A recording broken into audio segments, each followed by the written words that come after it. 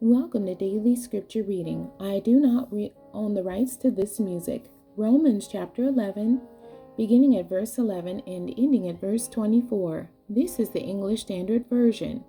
Gentiles grafted in. So I ask, did they stumble in order that they might fall?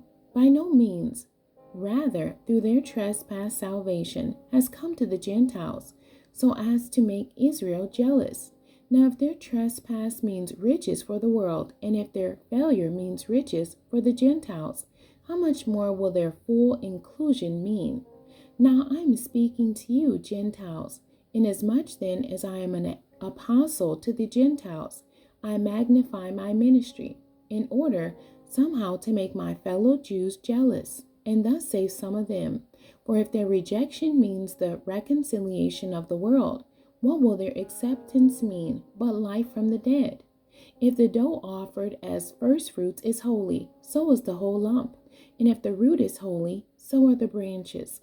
But if some of the branches were broken off, and you, although a wild olive shoot, were grafted in among the others, and now share in the nourishing root of the olive tree, do not be arrogant toward the branches. If you are, remember, it is not you who support the root, but the root that supports you. Then you will say, branches were broken off, so that I might be grafted in. That is true.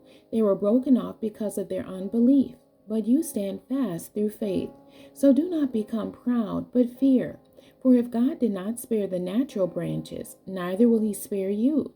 Note then the kindness and the severity of God. Severity toward those who have fallen, but God's kindness to you, provided you continue in his kindness. Otherwise you too will be cut off, and even they, if they do not continue in their unbelief, will be grafted in, for God has the power to graft them in again. For if you were cut from what is by nature a wild olive tree, and grafted, contrary to nature, into a cultivated olive tree, how much more will these, the natural branches, be grafted back into their own olive tree? The end. God bless you, and thank you for joining me today.